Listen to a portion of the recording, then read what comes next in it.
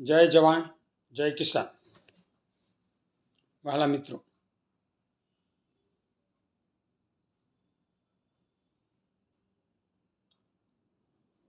આપણો ભારત દેશ લોકતાંત્રિક ધરાવતો દેશ છે.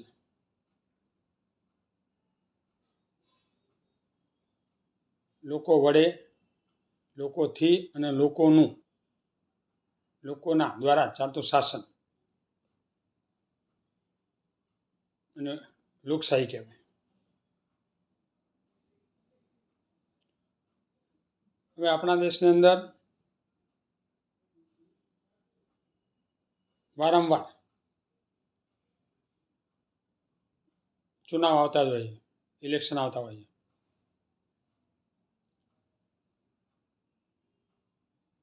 હવે આ ચુનાવની અંદર આપણા ભારત દેશની રાજકીય જેટલી પાર્ટીઓ છે, દરેક પાર્ટીઓ જે તે રાજ્યમાં ચુનાવ લડે. હવે ચુનાવની અંદર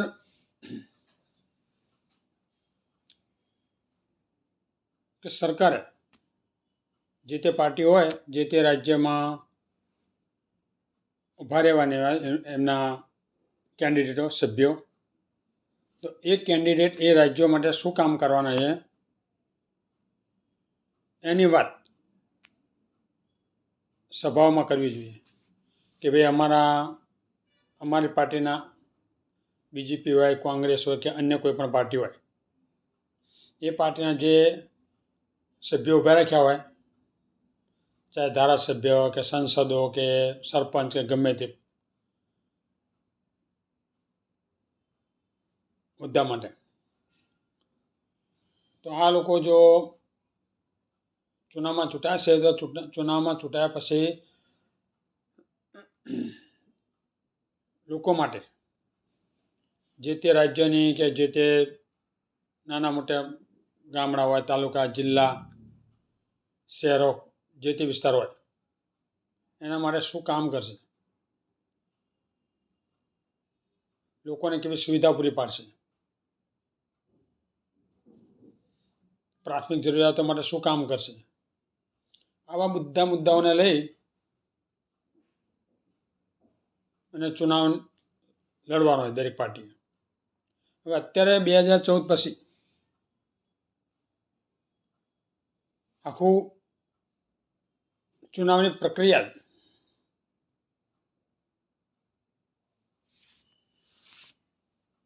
બદલી ગઈ છે.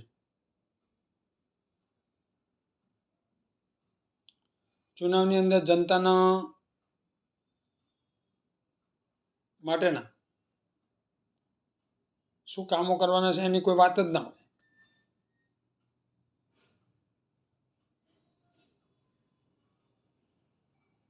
આલતુ ફાલતુ વાતો કરી અને ખોટા સભાઓ, મોટી મોટી સભાઓ ભરી, મોટી મોટી રેલીઓ કરી અને જનતાના પૈસાનો દુર્વ્યય કરે છે, ખોટો બગાડ કરે છે. આવા બીજેપીમાં નરેન્દ્ર મોદી, અમિત શાહ અને જેપી નડ્ડા,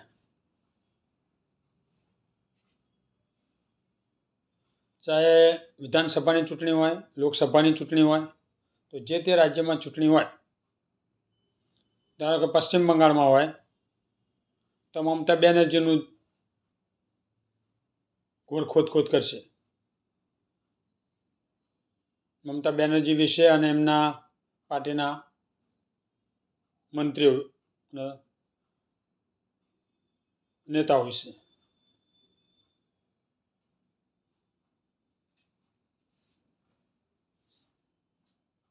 વાત કરવી જોઈએ. જે તે રાજ્યમાં ચૂંટણી લડવાની હોય એ જે તે રાજ્યના સીએમ હોય કે એમના મંત્રી હોય, એમને શું કામ કર્યા એની સરખામણી કરવી જોઈએ. પણ આ તો એ બધી વાતો નહીં કરે કે પ્રજા માટે મમતા બેનર્જીએ પશ્ચિમ બંગાળમાં શું કામ કર્યું,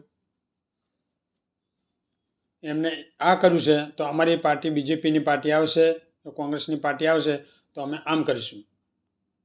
આવા વાક્યો નહીં હોય જનતાની સામે.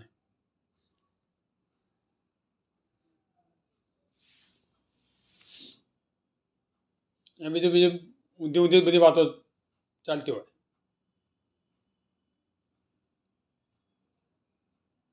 જે તે રાજ્યમાં ઇલેક્શન હોય તો એ રાજ્યની અંદર જેની સરકાર હોય એને 5 વર્ષની અંદર શું કર્યું, તો રેલીઓમાં સભાઓમાં જે તે રાજ્યની સરકાર હોય તો એ સરકારે 5 વર્ષ માટે એ રાજ્ય માટે રાજ્યની જનતા માટે શું કામો કર્યા, એ જે એમને કામો કર્યા હોય એના કરતાં અમે વિશેષ કામ કરી બતાવશું આવશું તો અમારી સરકાર બનશે તો. આવી વાતો કરવાની હોય. અમે આ સુવિધાઓ આપશું, અમે જનતાને સારી પ્રાથમિક સુવિધાઓ આપશું, શિક્ષણ માટે, સ્વાસ્થ્ય માટે, રોડ રસ્તા, વીજળી, આવી બધી સારી સુવિધા આપશે, એના વિશે વાતો કરવાની હોય. બેરોજગારી, મોંઘવારી, ભ્રષ્ટાચાર, આવી બધી વાતો કરવાની. આવી તો કોઈ વાત હોય જ નહીં. કોઈ પણ રાજ્યની અંદર ચુનાવ હોય તો 2014 વર્ષ પછી નિજી હુમલાઓ જ કરતા હોય એકબીજા ઉપર. પેલા ઘરની અંદર સાસુને બહુ ઝઘડતા હોય,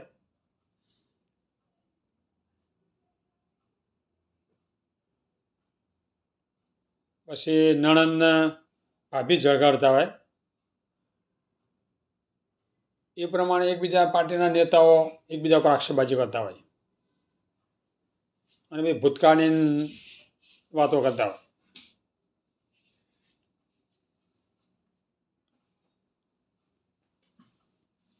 અને જેનો કોઈ લેવા દેવા ના હોય એવા વાક્યો બોલતા હોય, એવા ભાષણો કરતા હોય. હવે જે તે પાર્ટીના નેતાઓ બીજેપીમાં નરેન્દ્ર મોદી, અમિત શાહ અને જેપી નડ્ડા, આ લોકો જે તે રાજ્યમાં ચૂંટણી હોય ત્યાં પ્રચાર કરવા માટે જાય, ભાષણ કરે, રેલીઓ કરે, તો એમાં એમના ભાષણની અંદર, કારણ કે એમના ભાષણની અંદર તો એમના કાર્યકર્તા સિવાય બીજા કોઈનામાં રસ જ ના હોય, કોઈ પાસે એવો ટાઈમ જ નથી. અને આ બધાના ભાષણો છે ને, આ જે બધા રાજનેતાઓના ચૂંટણી માટેના જે ભાષણો, એ એમની રેલીઓ અને જે ભાષણ માટેની જે જગ્યા હોય સ્થળ, એમના જે કાર્યકર્તાઓની વચ્ચે જે બોલે ને એટલું જ મર્યાદિત ત્યાં રાખવાનું હોય. આ ચેનલો ઉપર અને ટીવી પર પ્રસારિત જ ના કરાય, કારણ કે એમના ભાષણમાં કશું હોતું નહીં.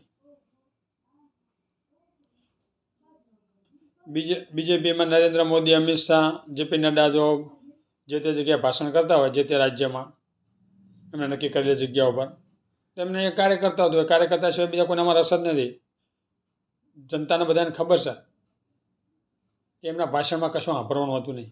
એ કોંગ્રેસની વાતો કરશે અને જે તે રાજ્યની જેની સત્તા છે એના વિશેને કોઈ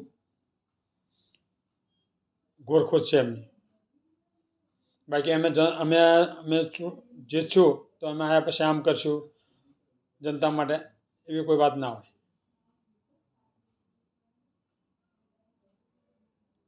સાસુઓના જે ઝઘડા થતા ને એકબીજા પર નીજી આક્ષેપબાજીઓ કરતા હોય. હવે ખુદ નરેન્દ્ર મોદી સૌથી પહેલાં શરૂઆત એ કરે, જે તે પાર્ટીના મોટા નેતા હોય એના વિશે જેમ તેમ બોલશે, આલતુ ફાલતુ શબ્દોનો ઉપયોગ કરશે. કોંગ્રેસના નેતા સોનિયા ગાંધી, હવે એમને નરેન્દ્ર મોદી શું કહે છે, કોંગ્રેસની વિધવા. અને રાહુલ ગાંધીને કે 50 કરોડની ગર્લફ્રેન્ડ.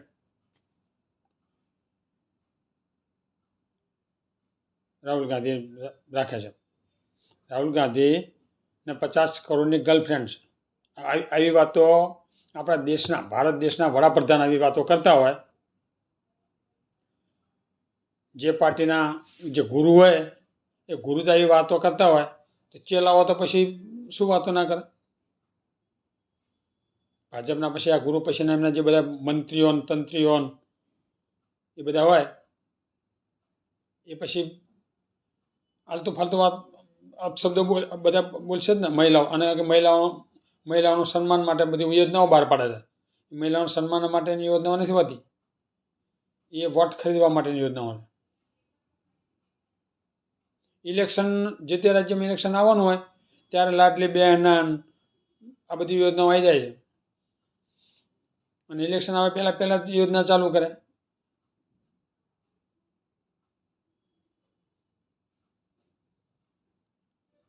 એટલે આ મતદાતાના વોટ ખરીદ્યા કહેવાય. જે તે રાજ્યમાં ઇલેક્શન આવતો હોય, ધારો કે મહારાષ્ટ્રમાં ઇલેક્શન થયું,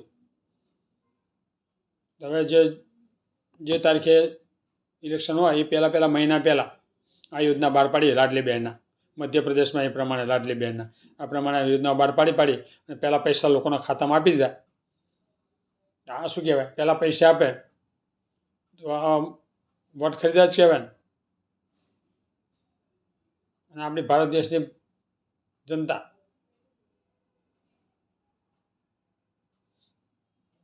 બધી ભોળવી જાય, લાલચમાં આવી જાય.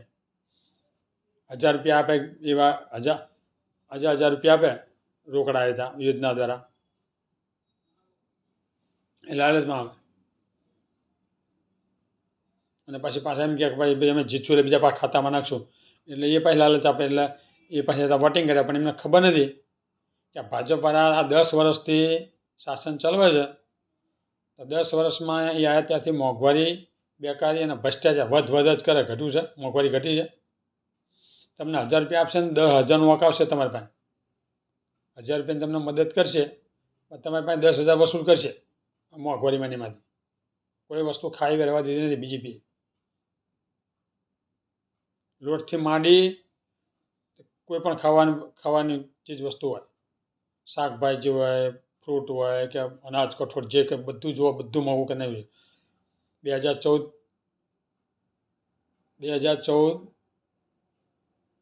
પહેલાં જે ભાવ હતા એના કરતાં 4-5 ગણા ભાવ વધી જાય. તો જનતાને ખબર પડતી નથી, પણ એ બીજી વાર લાલચ આપે, એમાં લચાઈ જાય અને વોટ કર્યા અને 5 વર્ષ પછી બીજેપીની સત્તામાં પેલા કાણીએ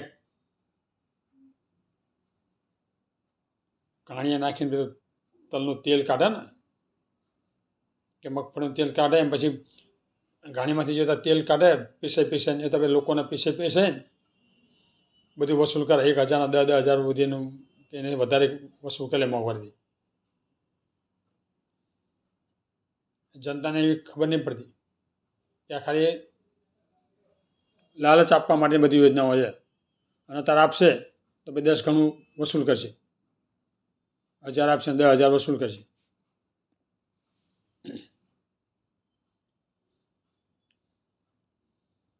એટલે એ લાલચમાં આવવાનું નહીં, અને તમે જે યોગ્ય લાગે એ નેતાને જ વોટ આપવાનો.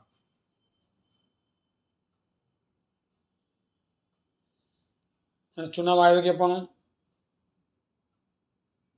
હવે આ દિલ્હીની અંદર રમેશ બિછોડી ભાજપનો નેતા છે, એ પ્રિયંકા ગાંધી અને આતિશી વિશે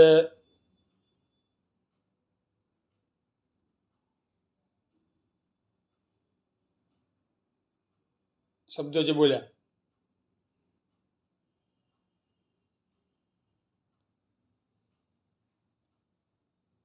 રમેશ બિછોડી કે અમે આવશું, અમે દિલ્હીમાં ચૂંટાઈશું તો ગલીઓના રોડ, નાના મોટા કોઈ પણ રોડ અમે પ્રિયંકા ગાંધીના ગાલ જેવા બનાવશું. હવે આવા નેતાઓ, હવે એમનું ધ્યાન બધું ક્યાં ભટકતું એ જનતાને દેખાય છે ને કે આ લોકોની નજર કેવી. બીજે કોઈ જગ્યાએ સરખામણી કરવામાં મળ્યું નહીં, અને મહિલાઓના ગાલ ઉપર જ જઈને એને સરખામણી કરે કે આવા બનાવશું.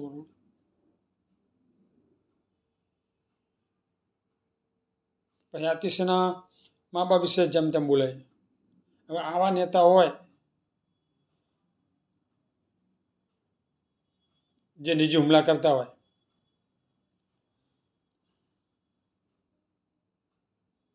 એ મહિલાઓનું શું સન્માન કરવાનું?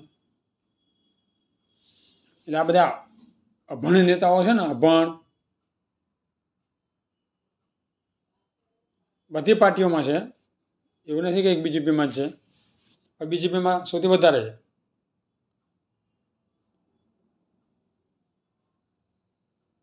બીજેપીમાં 5-10% નેતાઓ કંઈક સારા છે કે જેના ઉપર કોઈ કેસ નહીં હોય, પોલીસ કેસ નહીં હોય. બાકી બધા લગભગ 5-10% સારા નીકળે. દરેક પાર્ટીમાં હોય છે, 5-10% સારા નીકળે, બીજા બધા બધા દાગી જ હોય છે.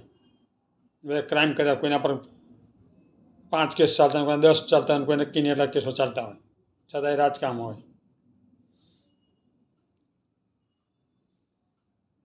હવે પહેલાં બધા લુખ્ખાગીરી, ગુંડાગીરી કરીને આવા બધામાં રાજકારણમાં આવ્યા હોય, અને રાજકારણમાં એમની પાસે સત્તા આવે એટલે પછી શું, ડબલ સત્તાનો દુરુપયોગ કરે. સત્તા આવી હોય પહેલાં તો ગુંડા હોય જ, ગુંડા લુખ્ખા તો હોય જ, અને પછી સત્તા હોય એટલે ડબલ તાકાત થાય.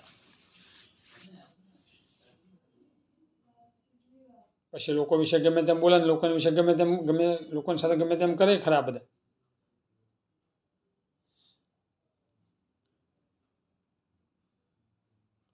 એટલે દરેક પાર્ટીની અંદર કેટલા બધા ક્રાઇમ કરેલા હોય. બળાત્કારના કેસ હોય, રેપના હોય, હત્યાના હોય, અપહરણના હોય, વસૂલીના હોય, તો કોઈના કોઈ કેસો એમના પર હોય, છતાંય રાજકારણમાં આવીને નેતા બની જાય. હવે આવા લોકો આ શું પ્રજાનું ભલું કરવાના? પહેલાં જ ગુંડાગીરી કરતા, લુખાગીરી કરતા હોય, અને પછી એમના સત્તામાં લઈ શું કરવાના? એ પછી લોકોના એમના ઘર જ ભરવાના. રૂપિયા બનાવવા માટે આવા રાજકારણમાં જ્યારે આવે ત્યાં 1 કરોડ હોય, 5 વર્ષ શાસન કંઈ સત્તા મળે, મંત્રી બને કે તંત્રી બને કે નેતા બને મોટા, તો 1 કરોડના 25 કરોડ 5 વર્ષમાં કરી નાખે. રૂપિયા બનાવવા માટે આવે, લોકોની સેવા કરવા માટે આવતા નથી.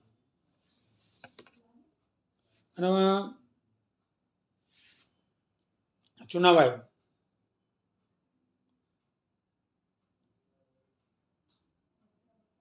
એને અમે અમુક નિર્દેશ બધા બહાર પાડવા જોઈએ ચુનાવને પ્રક્રિયાને લક્ષીને, કે જે તે રાજ્યની અંદર વિધાનસભાની કે લોકસભાની ચૂંટણી હોય, અથવા ગમે તે નાની મોટી ચૂંટણી હોય, નગરપાલિકાની હોય, મહાનગરપાલિકાની કે ગ્રામ પંચાયતની હોય, ગમે તે ચૂંટણી હોય, એ ચુનાવ પ્રક્રિયાની અંદર સરપંચથી માંડીને વડાપ્રધાન સુધીના ધારાસભ્ય, સાંસદ, સરપંચ, કોર્પોરેટર, કોઈ પણ હોદ્દો હોય,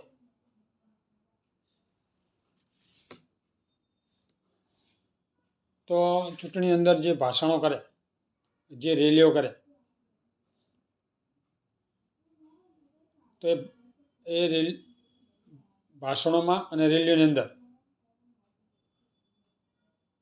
કોઈ પણ પાર્ટી ઉપર, ચાહે સત્તા પક્ષની હોય કે વિપક્ષની હોય, કોઈ પણ પાર્ટી ઉપર કોઈ નિજી હુમલા કરવા જોઈએ નહીં. કે આલતું ફાલતું બીજી કોઈ ભૂતકાળની ને એ બધી કોઈ વાતો કરવાની ના હોય. આ બીજેપીની માફક આખો દી ઇન્દિરા ગાંધી, નહેરુની એ બધી વાતો કરતા હોય, આલતું ફાલતું 84ના દંગાની ઇમરજન્સીને એ બધી વાતો કરતા આવી બધી કોઈ વાતો કરવાની નહીં. ખાલી પ્રજાલક્ષી કામો તમારે શું કરવાના છે એની જ વાતો કરવાની બસ. બીજું કોઈ નહીં કોઈ ભૂતકાળની વાતો કે નહીં કોઈના પર નિજી હુમલા. આ પ્રમાણે નિર્દેશ ચુનાવ આયોગે બહાર પાડવો જોઈએ. ચુનાવ આયોગે જે તે રાજ્યની અંદર વિધાનસભાની કે લોકસભાની ચૂંટણી હોય અથવા ગ્રામ પંચાયત, નગરપાલિકા, મહાનગરપાલિકા, તાલુકા પંચાયત, જિલ્લા પંચાયત, મેયર, કોર્પોરેટ, કોઈ પણ હોદ્દા માટેની ચૂંટણી હોય, કોઈ પણ હોદ્દા માટેની, તો જે કેન્ડિડેટ ઊભા હોય ચૂંટણીમાં, તો સત્તા પક્ષના હોય કે વિપક્ષના હોય, કોઈ પણ નેતાઓ એકબીજા પર નિજી હુમલાઓ નહીં કરવાના કે ભૂતકાળની વાતો કોઈ નહીં કરવાની. જે તે રાજ્યમાં જે સત્તા પક્ષમાં હોય તો એને જે કામો કર્યા હોય એ કામોને ની સાથે સરખામણી કરી કે જો એને આ કામ કર્યું છે તો અમે આવીશું તો હવે આ કામ કરીશું. એને 5 સ્કૂલ બનાવી છે તો અમે આવીશું તો અમે 10 સ્કૂલો બનાવીશું. એના રાજ્યમાં ગુજરાતી મીડિયમની છે તો અમે ઇંગ્લિશ મીડિયમ બનાવીશું. એ વીજળીના ધાંધ્યા થતા હોય તો અમે 24 કલાક વીજળી આપશું.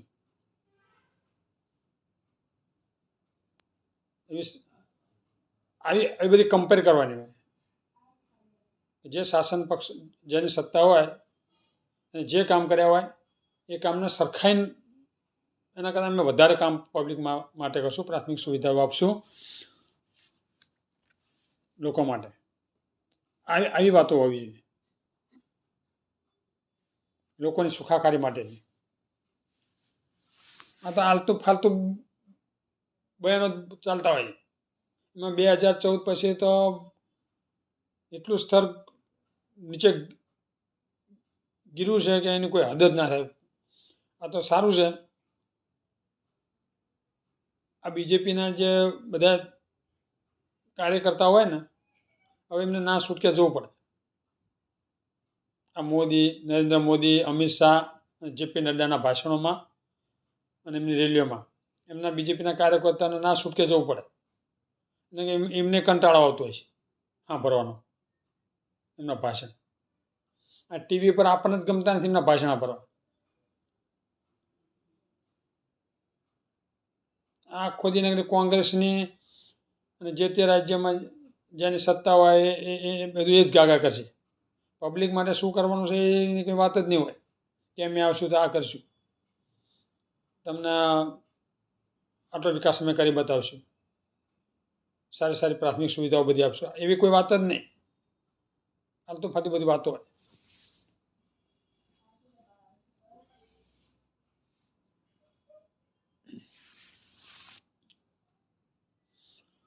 અને નરેન્દ્ર મોદી સૌથી પહેલાં એ જ આલતુ ફાલતુ શબ્દોનો ઉપયોગ કરતા હોય જે તે પાર્ટીના નેતાઓ પર. હવે પ્રધાનમંત્રીની મર્યાદા શું હોય? પ્રધાનમંત્રી કોઈ એક પાર્ટીનો કે કોઈ એક સમૂહનો ના હોય, એ આખા દેશનો પ્રધાનમંત્રી હોય. આખા દેશનું નેતૃત્વ એમને સંભાળવાનું હોય. હવે આ એ ખુદ પ્રધાનમંત્રી આવી હલકી વાતો કરતા હોય તો પછી એમના જે મંત્રીઓ હોય, એમના જે નેતાઓ હોય, એમની પાસે શું અપેક્ષા રાખવાની સારા શબ્દોની? નરેન્દ્ર મોદી બોલવાનું ચાલુ કરશે એટલે એમના મોઢામાંથી કોચા વાક્યો જ નીકળશે. કોચા કોઈ પણ વિષય બોલશે ને કોચું જ બોલશે. કોઈ સારું તો બોલે જ નહીં. કોંગ્રેસનું બોલશે તો કોંગ્રેસનું બોલશે કોચું, શિવસેનાનું તો શિવસેનાનું, જે પાર્ટી એમની સામે હોય એનું કોચું જ બોલવાનું નકરું. એટલે પણ એ બધું એમને શું કામ કરે એની વાતો. કે એમને એક સ્કૂલ બનાવી તો અમે 5 બનાવીશું, એમને 2 હોસ્પિટલ બનાવી તો અમે બીજી 5-10 બનાવીશું. એવી સરખામણી નહીં કરવી કશી. એ તો નહેરુએ આમ કર્યું, ઇન્દિરા ગાંધીએ આમ કર્યું, અમે 300 આખો દી આવતા 370ના રામ મંદિર 10 વર્ષથી એક ને એક આ વાક્યો સાંભળીએ. 10 વર્ષથી આ ચાલે 370 રામ મંદિર 370 રામ મંદિર. બીજું કોઈ ભાજપના કોઈ કામ ગણાવતા નહીં. મોંઘવારી બે કંઈ ભ્રષ્ટાચાર દેશમાં આટલો છે. હા, $1 $86 પહોંચ્યો રહે.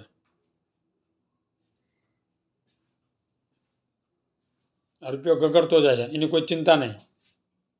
100 સદી પહોંચાડશે. મને એવું લાગે હજુ ના 5 વર્ષ ટેકાવાળી સરકાર ચલાવવાની છે ને ત્યાં સુધી હું પહોંચાડીને જવાના છે કાં તો. અને દેશનું દેવું 205 લાખ કરોડ વર્ષ બે વર્ષ પહેલાં હતું. અત્યારે છેલ્લે પહોંચ્યું છે તો કંઈ એવા નક્કી નહીં. 205 લાખ કરોડનું દેવું પહોંચાડ્યું છે દેશનું. કોંગ્રેસના 70 55 60 વર્ષના શાસનમાં 55 લાખ કરોડનું દેવું હતું. કોંગ્રેસના યુપીએની સરકાર 55-60 વર્ષના શાસનની અંદર એમને 55 લાખ કરોડનું દેવું કર્યું હતું. અને મોદીએ એના 10-12 વર્ષના શાસનની અંદર 10 વર્ષની શાસનની અંદર 205 લાખ કરોડ પહોંચાડ્યું. એને 150 લાખ કરોડનું દેવું કર્યું છે ખાલી નરેન્દ્ર મોદીએ 10 વર્ષમાં. 150 લાખ કરોડ. વિચાર કરો, આ વિશ્વ બેંકમાંથી આ જે લોનો લીધી હોય તો આનું વ્યાજ ના આવે. આનું વ્યાજ કેટલા કરોડ રૂપિયા ભરતા છે. આ વ્યાજ ક્યાંથી કાઢશે? એ બધી જનતા પર જ આવશે. જનતા પર બધા અલગ અલગ પ્રકારના ટેક્સ ઝીકશે.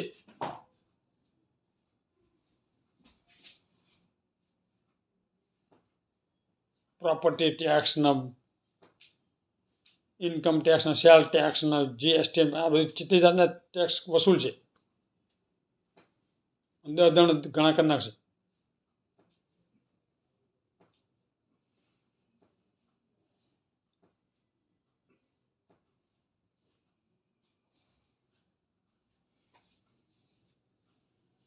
એટલે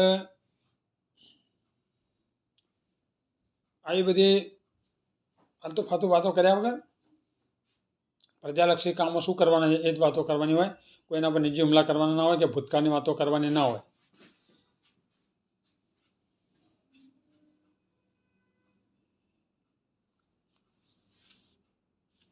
પ્રજાલક્ષી કાર્યની જ વાતો કરવાની હોય ભાષણોમાં અને રેલીની અંદર. અને મોદીને કહેવા તો 75ના વટવાયા. હવે તો કંઈ સારી ભાષા બોલો કંઈ. પછી પાછા કહેતા કે મને ગાળ્યો દેશે. પણ તમે બોલો છો તેવું તમને ગાળ્યો ખાયો તો તમે બોલો છો જેના વિશે તેના વિશે. તમે કોઈનું સારું ના બોલો, કોઈના વિશે તમે સારું ના બોલો. તમારી જેવી ભાષા કર્કશ હોય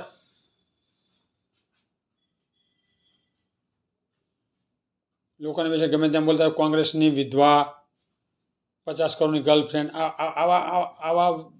આવા વાક્યો પ્રધાનમંત્રીના મોઢેથી નીકળવા જોઈએ. તમે આવા હલકા વાક્યો બોલતા હોય પછી તમારા ચેલાઓ તો પછી ના બોલવાનું બોલો જ ને. મહિલા વિશે તમે આલતુ ફાલતુ બધી આવી શબ્દોનો ઉપયોગ કરતા હોય એ શોભે છે તમને? પહેલાં શરૂઆત તમે કરો છો અને પછી કોઈક તમને સામે કહે એટલે મને ગાળો દેશે. પછી જ્યાં રેલીમાં જઈને કે કોંગ્રેસ મને ગાળો દેશે, કોંગ્રેસ મને ગાળો દેશે. પણ તમે શરૂઆત કરો પહેલાં. તમે શું કામ સોનિયા ગાંધીને કોંગ્રેસની વિધવા કીધું હતું? રાહુલ ગાંધીને 50 કરોડની ગર્લફ્રેન્ડ છે એવું શું કામ તમે કીધું હતું ભાઈ? તમે પ્રધાનમંત્રી થઈ તમને બોલવાની તમીજ નથી તો પછી તમારા ચેલાઓ તો બોલવાના જ છે ને. બધી ચમચાઓ જે હોય બધા. આ રમેશ બિસોડીને બધા જ મહિલાઓ વિશે ગમે તેમ બોલે છે. પ્રિયંકા ગાંધીના ગાલ જેવા રોડ બનાવશું. હવે તમે 10 વર્ષમાં ખાડા પૂરવા સિવાય કશું કર્યું નહીં. 10 વર્ષમાં તમે શાસન છે કેન્દ્રમાં. ચોમાસામાં તો મોટા ભૂવા પડા મોટી આખી એસટી બસોમાં ઘૂસી જાય. નાના નાના સાધન નહીં, આખી એસટી બસમાં ઘૂસી જાય એવા મોટા જવા ભૂવાઓ પડે. એ કરવાનો વેદ નહીં તમારે. અને પ્રિયંકા ગાંધીના ગાલ જેવો રોડ બનાવવા નીકળ્યા તમારા રમેશ બિસુડી. પેલા ખાડા પૂરવા એમાંથી બહાર નીકળો. ખાડા પૂરવાનો વેદ નથી અને મોટી મોટી વાતો કરે છે. રોડના કોઈ જગ્યાએ ઠેકાણા નથી. આ કશું કરવાનું નહીં. કોઈ કામ શું કરે એ કોઈ ગણતરીને એ પબ્લિકને સામે નહીં ગાવાનું. બસ લોકોને પણ નીચે હુમલા જ કરે. મહિલાઓને સન્માનની વાતો કરે છે. લાડલી બહેના યોજના. ભાઈ લાડલી બહેના યોજના તમારા 5 વર્ષ પૂરા થવા તારે જ યોજના તમને દેખાણી. મધ્યપ્રદેશમાં લાયા લાડલી બહેના યોજના જીતી ગયા. હવે એને જીત્યા હોય કે ઈવીએમથી જીત્યા હોય એ તો નામ જાણે. જ્યારે ઇલેક્શન આવે એ મહિના 2 પહેલાં મેં યોજના મૂકીને લોકોને પૈસા બાંટવા માંડવાનું. એ વોટ ખરીદ્યા જ કહેવાય. ચુનાવ આવે કે ઇલેક્શન આવે જે તે રાજ્યમાં એના 6 મહિના પહેલાં કોઈ પણ પાર્ટી રોકડ સહાય કરી ના શકે જનતાને. કારણ કે જનતાને લલચાવી અને વોટ ખરીદે છે જે તે પાર્ટીઓ. હા, જેની સત્તા હોય જે તે રાજ્યમાં. ધારો કે દિલ્હી છે તો દિલ્હીમાં કેજરીવાલનું શાસન હોય તો કેજરીવાલ યોજના ગમે ત્યારે બહાર પાડી શકે અને એ યોજનાનો અમલ કરી શકે. વિપક્ષવાળા કે કરી શકે. સરકાર હોય ગમે તે યોજના બહાર પાડીને કરી શકે. વિપક્ષોવાળા હતા 1 મહિનાની વાર છે. પેલો ભાજપનો પરવેશ વર્મા લોકોને આમ બિંદાસમ 1100 રૂપિયા કવરની અંદર આપે છે. અને કવરમાં 1100 રૂપિયા આપીને પાછા એમ કહે છે કે ભાજપના ઉમેદવારને વોટ આપજો. પરવેશ વર્મા. તો આ મહિનાની વાર છે, મહિના 1.5 મહિનાની. અને આ તો પહેલાં 1100 રૂપિયા આપ્યા અને પછી પાછા કહે કે અમે જીતીશું ને પછી પાછા બીજા 2100 રૂપિયા તમારા ખાતામાં નાખશું. એટલે અત્યારે 1100 મતદાતાઓને આપે અને મતદાતાઓને પાછા લાલચ આપે કે અમે જીતશું એટલે પાછા 2100 તમને આપશું. એટલે પાછા એ લાલચમાં આવી જાય કે જો આપણે નહીં આપીએ વોટ તો 2100 નહીં આવે. જો આપણે આપીશું વોટ તો જીતશો તો આપણે બીજા 2100 આપશે. એટલે આવી લાલચ આપી જનતાને અને આવે ત્યાં વોટ ખરીદાય. પાછા એ પરવેશ વર્મા એમ કહે છે કે હજુ તો આ ચૂંટણીના હજુ મહિના 1.5 મહિના પેલું આચારસંહિતા હજુ લાગુ નથી થઈ તો મદદ કરી શકે ને. એમના ફાઉન્ડેશનમાંથી હું આપું છું, મદદ કરું છું. તે મહિના પહેલાં મદદ કરીને 5 વર્ષ સુધી મદદ કરવાનું નહોતું હોતું. કેજરીવાલ તો 10 વર્ષથી શાસન કરે છે દિલ્હીમાં. 10 વર્ષ સુધી ફાઉન્ડેશનનો ખુલ્લો મૂકું હતું ને પબ્લિક માટે. પાછો કે વર્મા કે મારી પત્નીના મારા છોકરાઓના આ બધા પૈસા ને બધા લઈને હું આપું છું. તો મહિના પહેલાં ચુનાવ આવ્યો કે પણ આ બધું ધ્યાન દોરવું જોઈએ. રોકડ સહાય કોઈ પણ પાર્ટી ના કરી શકે.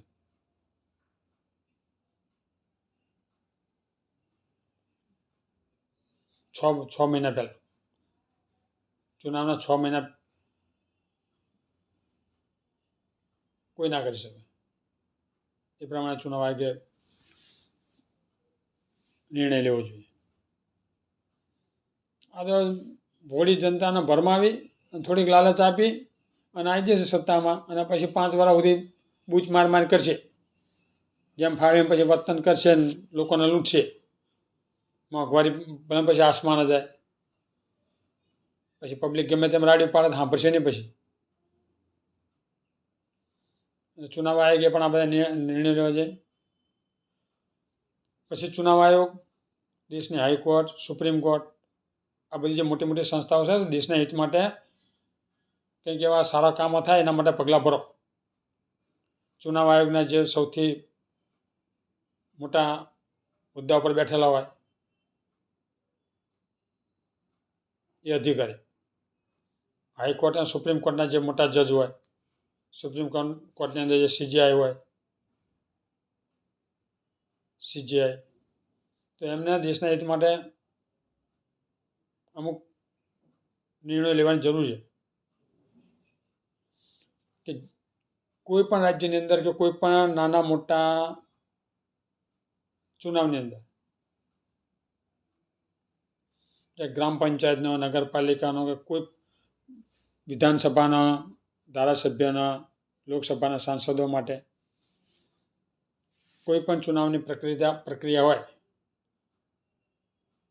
અને જે તે રાજ્યોની અંદર કે જે તે ગામડાઓની અંદર કે શહેરોમાં ચુનાવની અંદર જે કેન્ડિડેટ ઊભા હોય ઇલેક્શન લડવા માટે, ચુનાવ લડવા માટે, સરપંચથી માંડીને પ્રધાનમંત્રી સુધીના જે ઉમેદવારો ચૂંટણી લડવા માટે ઊભા હોય, તો એમની લાયકાત મિનિમમ ગ્રેજ્યુએટ હોવી જોઈએ, મિનિમમ. અને આ જેવી સરકારી નોકરીની અંદર એક ખાલી પટ્ટાવાળાનું પદ ભરવાનું હોય તો એની લાયકાતનો ઉંમર જોવામાં આવે છે કે એ કેટલું ભણેલો છે,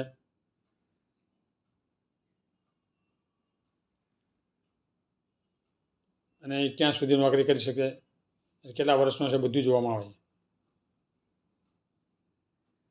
અમુક વર્ષ હોય તો જ એના માટે આવેદન કરી શકે, અને આટલા વર્ષ થાય એટલે એ નિવૃત્તિ, એ પ્રમાણે બધું નિયમો હોય છે. તો આમના માટે પણ આવા નિયમો પાડવા જોઈએ કે મિનિમમ કોઈ પણ ચુનાવમાં આપેલો ઉમેદવાર, કોઈ પણ ચુનાવમાં ગ્રામ પંચાયતથી માંડી અને ધારાસભ્યો કે સાંસદો કે વિધાનસભાની ચૂંટણી હોય કે લોકસભાની હોય, એમાં જે તે ઉમેદવારો ઊભા હોય, સરપંચથી માંડી પ્રધાનમંત્રી સુધીના જે તે ઉમેદવારો જે તે ચુનાવની પ્રક્રિયામાં ઊભા હોય, એમનો મિનિમમ અભ્યાસ ગ્રેજ્યુએટ હોવો જોઈએ. અને એમની નિવૃત્તિની વય મર્યાદા પણ નક્કી કરવી જોઈએ, 60 વર્ષે રિટાયર, તો બીજા કોઈ નવા લાભ મળે. આ તો 75 80 વર્ષ સુધી લબડી રહ્યા હોય, રાજકારણ પકડી રહ્યા હોય. હવે ખુરશીમાંથી ઊભા થવાનો વેદ ના હોય, હવે દેશનું ભલું કરવા માટે હું નીકળવાના એ બાય પેન પકડતા હાથ ધરતા હોય ત્યાં સુધી સીટો ખાલી નહીં કરતા હતા.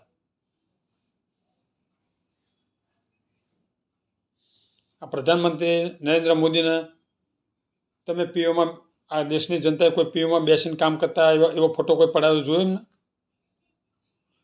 પ્રધાનમંત્રી કહે ને કે 24 કલાક કામ કરે, ઊંઘતા જ નહીં, ઊંઘમાં કામ કરતા હોય. 24 કલાકમાં 18 કલાક કામ કરે છે, બોલો.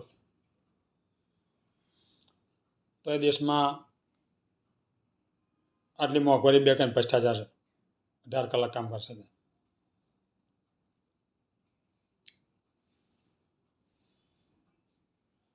દેશની કોઈ પણ જનતાએ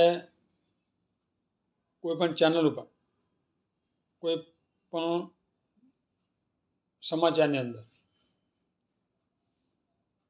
ટીવીની ચેનલોમાં પ્રધાનમંત્રીના પીઓમાં બેસીને કોઈ કામ કરતા જોયા હોય એવા કોઈ દ્રશ્યો ટીવીમાં આવ્યા છે?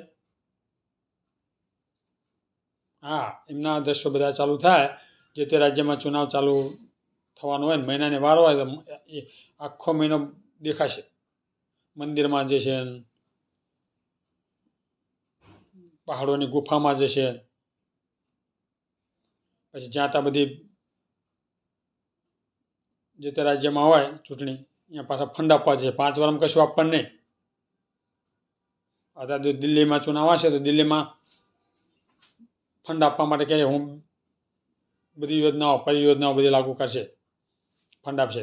5,000 કરોડ, 10,000 કરોડ એવા ફંડ જે તે રાજ્યમાં અહીંયા બધે ફંડ આપવા નીકળશે 5 વર્ષ પૂરા થયા પછી.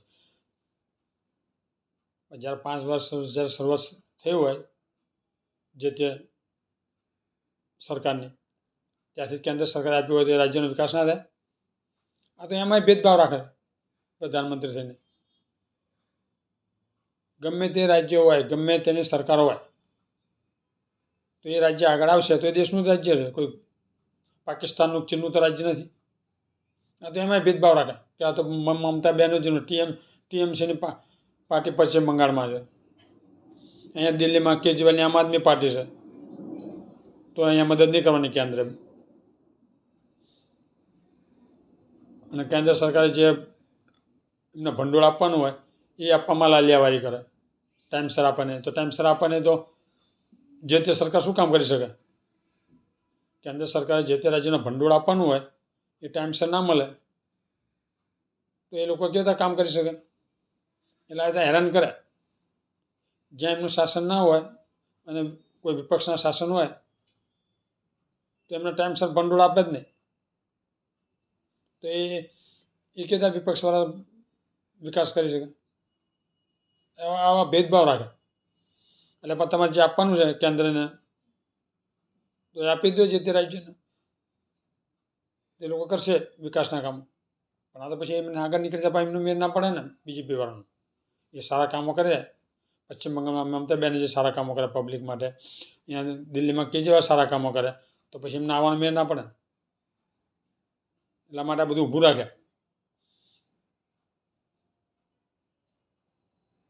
જે તે સરકારના બદનામ કરવા માટે કે અમે પૈસા આપે ને અને પાછા ક્યાંક અમે તો આપીએ છીએ ને કામો નહીં કરતા હતા. તમે આપતા હોય શું કામ ના કરે? વિકાસના કામ શું કામ ના કરે? તમે ટાઈમસર આપતા જ નહીં, ભેદભાવ રાખો. તમારી જ્યાં સરકાર હોય ત્યાં આપો, તમે જ્યાં વિપક્ષની સરકાર હોય આપતા નથી. વિપક્ષની હોય કે ગમે તે હોય, જે તે રાજ્ય છે દેશનું જ રાજ્ય છે, જે તે રાજ્યનો વિકાસ થશે દેશનો જ વિકાસ છે. પશ્ચિમ બંગાળ હોય ત્યાં મમતા બેનર્જીનો વિકાસ નહીં થયો, પશ્ચિમ બંગાળની જનતાનો થવાનો છે. દિલ્હીમાં કેજરીવાલનું નથી થવાનું, દિલ્હીની જનતાનો વિકાસ થાય છે. દિલ્હી કેજરીવાલ કરશે તો દિલ્હીના લોકોને સારી સુવિધા મળશે, પશ્ચિમ બંગાળમાં પશ્ચિમ બંગાળની જનતાને સારી સુવિધાઓ મળશે. તમે પૈસા આપશો તો કામ કરશે ને લોકો. એટલે ભેદભાવ રાખ્યા વગર કામ કરવાના.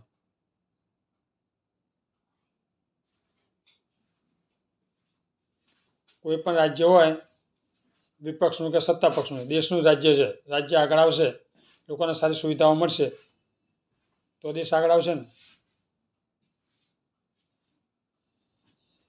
દરેક જનતાને પ્રાથમિક સુવિધાઓ મળે એ પ્રમાણે દરેક રાજ્યોમાં કામ થવા જોઈએ, ચાહે વિપક્ષનું કે સત્તા પક્ષનું. એવી રીતે જ કામ કરવાનું તો દેશ આગળ આવે. વિદેશમાં જુઓ તો કેટલા દેશો આગળ છે, એ પ્રમાણે કામ કરવું આપણે. ખાલી ભેદભાવ રાખીને કામ ના કરાય. મોદીને તો બધા એમ જ છે કે જેમાં મતલબ આખા દેશનો વારસામાં બધું જેમ ખેપ્યું ને ભાઈ હું કરું એમ જ થાય એવું. એ બધું રાજાશાહીમાં જુઓ, રાજા રજવાડા બધું. તમે તો એક સેવક છો લોકોના, લોકસેવક કહેવાય. તમારી એક આ નોકરી જ છે. વિદેશમાં બધા જો રાષ્ટ્રપતિ બધા પોતાની નોકરી સમજે છે, કોઈ તાનાશાહી નહીં કરતા. સત્તા હાથમાં આવી જાય આપણે ગમે તેમ કરીએ ના ચાલે. એ લોકો માટે કામ કરવા જ પડે. ખાલી ભાઈ આલતું ફાલતુ વાતો કરીને લોકોને રવાડે ચડાવો તો ગમે ત્યારે ફૂગો ફૂટવાનો જ છે. 86 રૂપિયા ધીમે ધીમે કરતાં $86 થઈ ગયો. તમે ક્યાં સુધી લોકોને અંતરામ રાખશો? તમે કામ નહીં કરો ત્યાંથી મોંઘવારી કેટલા ઘટવાની છે? તમે એના પર કોઈ કામ જ કરતા નહીં. પીએમ બેસી નહીં કરો ને કે ભાઈ આપણે આ મોંઘવારી છે એને ઘટાડવી માટે શું કરવું, આ બેકારી આટલી છે એના માટે શું કરવું. આખો દી ચુનાવ મોડમાં જ હોય છે. જ્યારે જુઓ ત્યારબાદ ચૂનામાં દેખાતા હોય ભાઈ. બીજું કોઈ પીએમઓમાં કામ કરતા કે જનતા માટેના કોઈ કામ કરતા દેખાતા નહીં. હા, અને કામ કરવા નીકળશે જે તે રાજ્યમાં ચુનાવ આવશે ને ત્યારે વંદે ભારત ટ્રેન લઈને આવી જશે. ચુનાવ આવવાનો હોય ત્યારે જ ટ્રેન બની હોય છે.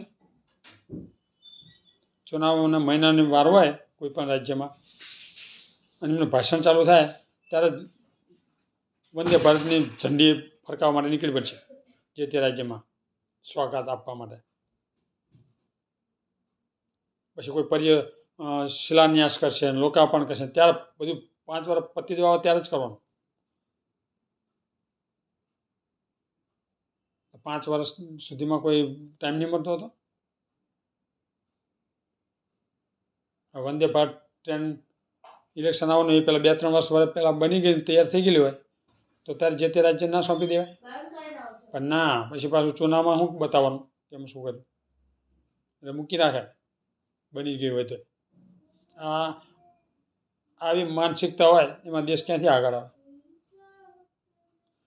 જ્યારે ચુનાવ આવે જે તે રાજ્યમાં ત્યારે જ એમનું કામ કેટલું બતાવવાનું, ત્યાંથી 5 વર્ષ સુધી કશું બતાવવાનું નહીં. કોઈ બ્રિજ બની ગયો ને, કોઈ બ્રિજ બનાવ્યો જે તે રાજ્યમાં,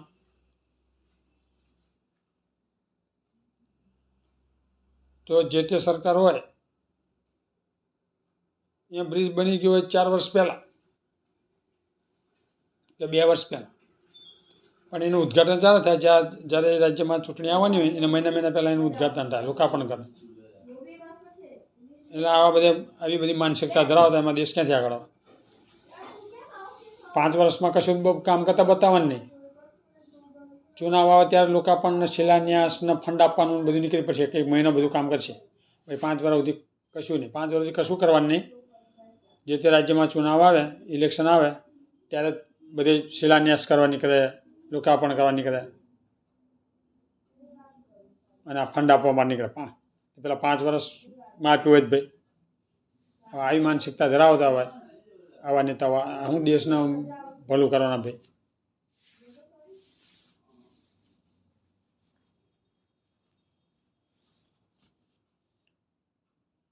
એટલે દેશની જનતાએ હવે જાગવાની જરૂર છે. જોઈ વિચારી બરાબર તમે જે તે ચૂંટણી હોય એમાં જે તે ઉમેદવાર ઊભો હોય એના વિશેની બરાબર માહિતી હોવી જોઈએ. વ્યક્તિ કેવો છે, કેવું કામ કરે, ચૂંટાયા પછી કેવું કામ કરી શકે એમના, એની સારી ઓળખાણ હોય અને સારો કામો હોય એવા જ વ્યક્તિને વોટ આપવો જોઈએ. અને ક્રાઇમવાળા હોય, એક પણ ક્રાઇમ થયેલો હોય ને એવાને તો વોટ આપશો જ નહીં. નકર એ પહેલાં ગુંડાગીરી લુખાગીરી કરતા હોય પછી સત્તા આવશે ડબલ કરશે. દેશની જનતાએ જાગવાની જરૂર છે. અને આવા બધા અભણ હોય છે બધા, આ રાજકારણમાં જે આ બધી જે આવી અભદ્ર ભાષાનો ઉપયોગ કરતા હોય ને એ બધા અભણ જ કહેવાય, નિજી હુમલાઓ કરતા હોય. તમે કામની સરખામણી કરો ને ભાઈ, કે તમે આ કરો તમે આમ કરશું. તમને આ બધી પ્રાથમિક સુવિધા એવી વાતો કરો ને નિજી હુમલા કર્યા વગર.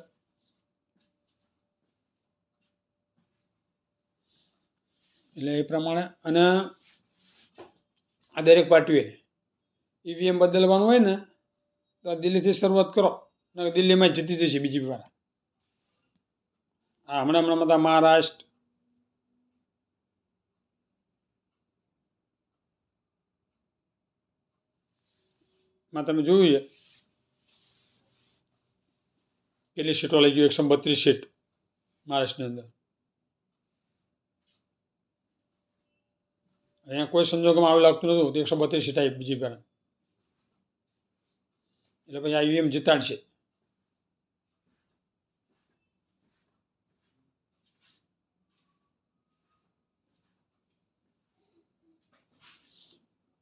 હરિયાણા, અહીંયા બીજેપી જીતવાના કોઈ સંજોગો જ નહોતા, કોંગ્રેસ જ જીતી હોય છતાં અહીંયા જીતી ગયું.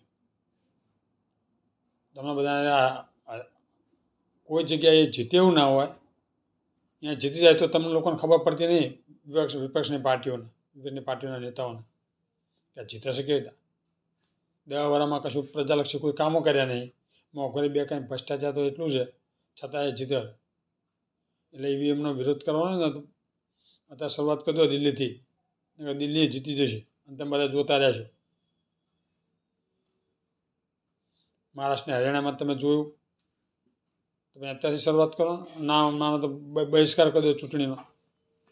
એટલે અત્યારથી શરૂઆત કરવી પડશે, ને કે પછી આ ઇલેક્શન જશે પછી બીજું આવશે ને એમ કરતાં ચાલે જ રહેશે ઈવીએમથી.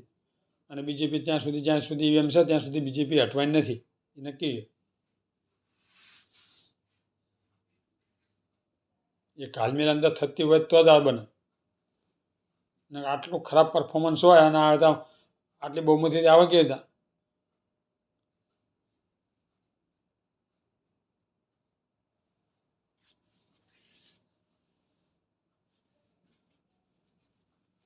અને ઈવીએમથી ના કરે ઇલેક્શન તો દરેક વિપક્ષની પાર્ટીએ બહિષ્કાર કરી દો, ચૂંટણી લડવી જ નથી, તો જ થશે. કંઈક કઠોર નિર્ણય લેશો તો જ થશે. આંદોલન કરવું પડે દેશને અંદર, તો લોકોને જાગૃત કરીને ઈવીએમ હટાવવા માટેનું આંદોલન કરો દરેક પાર્ટીઓ ભેગા થઈને એકસાથે, તો જ એનો નિકાલ આવશે. અને ચુનાવ આયોગે પણ દેશના હિત માટે લોકોને એમાં સંશય હોય કે ભાઈ એમાં ગડબડ થાય છે, તો ચુનાવ આયોગનો શું વાંધો છે? અને દેશનું હિત જોવાનું છે કે બીજેપીનું જોવાનું છે? દેશની જનતાનું જોવાનું છે. જે યોગ્ય ના હોય એવા બધા જીતી ના જાય, અને જે યોગ્ય હોય બધા અયોગ્ય હોય એ બધા જીતી ના જાય, જે યોગ્ય હોય ઘર બેઠે ભાઈ, તો ભાઈ દેશ અહીં આગળ આવવાનો છે. એટલે ચુનાવ આયોગે પણ દેશના હિતને ધ્યાનમાં લઈ અને તમને જે પદ મળ્યું છે એ પદનો સદુપયોગ કરી કોઈને સહેશરમ રાખ્યા વગર, ડર બર રાખ્યા વગર, એવું લાગતું ને કે ભાઈ તમારાથી નથી થયું તો નિવૃત્ત થઈને ઘર બેવું સારું. જો કામ કરવું જોઈએ દેશ માટે તો ચાહે પછી વડાપ્રધાન હોય કે ગૃહમંત્રી હોય, ગમે તે હોય, કાયદાકીય રીતે જે થતું એ જ કામ કરવાનું. દેશની જનતાની સાથે ગદ્દારી કરવાની નહીં. ચુનાવ આયોગના પદાધિકારીઓ તમારાથી ના થઈ શકે એવું હોય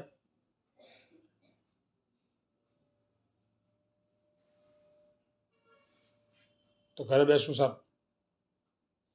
દેશની સાથે અને દેશની જનતાની સાથે ગદ્દારી કરાય નહીં. જય હિન્દ.